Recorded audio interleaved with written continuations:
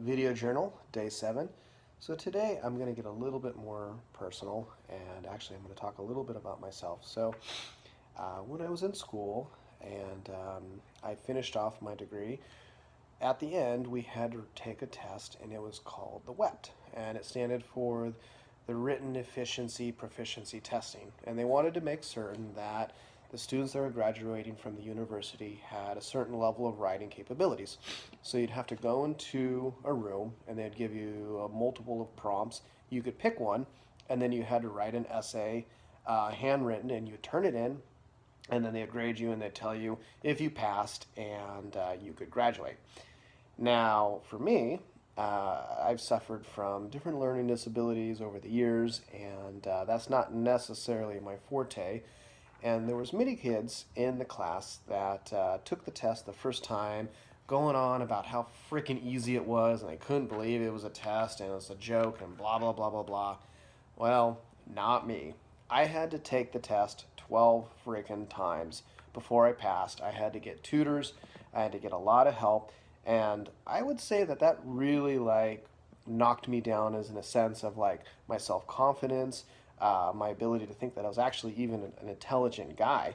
I actually kind of just felt like I was a dumbass most of the time, and I was extremely embarrassed that I had to take this test over and over again. And barely passed the darn thing after the 12th time. I think one of the teachers was my tutor, and she actually took pity on me. So that took a certain level of dedication in order to finish it, and I did finish it. And I didn't learn too much other than I just don't really give up very easily on things. And so this takes me to talking about this thing that I was reading earlier today. And this woman by the name of Angela Duckworth studied students from West Point. And in the summer of 2004, she wanted to study about 1,200 cadets in their first year when they had to go through what's called the Beast Barracks.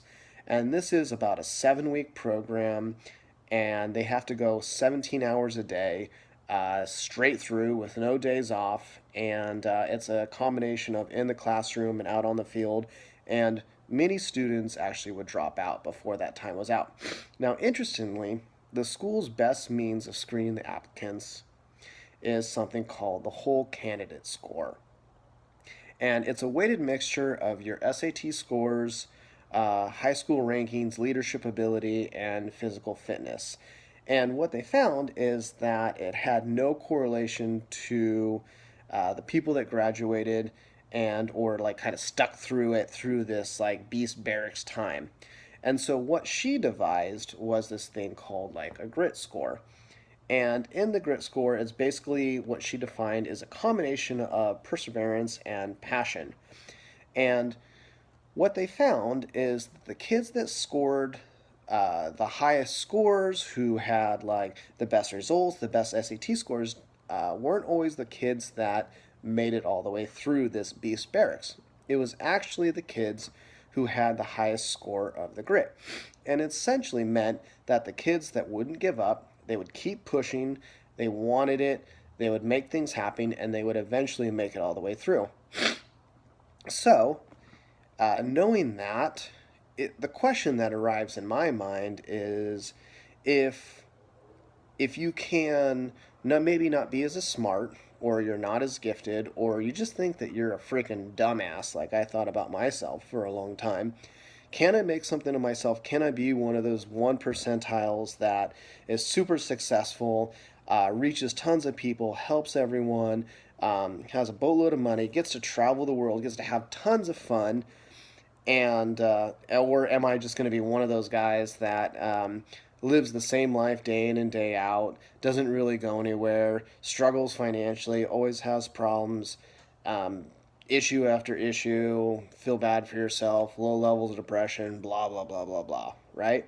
Now, this gives me a lot of hope because what it basically says is that hard work works, right? That if you stick to something and you continue to develop yourself, that even if you're blessed with less brain power than somebody else, it doesn't matter that much, because if you have a high level of grit and desire to persevere and make things happen, that you will eventually make it happen. And this idea that it's only 10,000 hours to a better life, right? Master anything, 10,000 hours. So I challenge other people to think about this, that when they're feeling down or they don't feel like they have anything to offer, or they're not smart enough, they're not good enough, woe is me, I might as well just crawl into a freaking hole and have a pity party. Think about this. If you were to give everything that you had day in and day out, and you didn't give up and you pushed with everything you had, it wouldn't matter if you were the most gifted or you're the most smartest or anything like that. You could be one of the top 1 percentile and you could be extremely successful and live that life that you truly want and get out of the damn hamster wheel.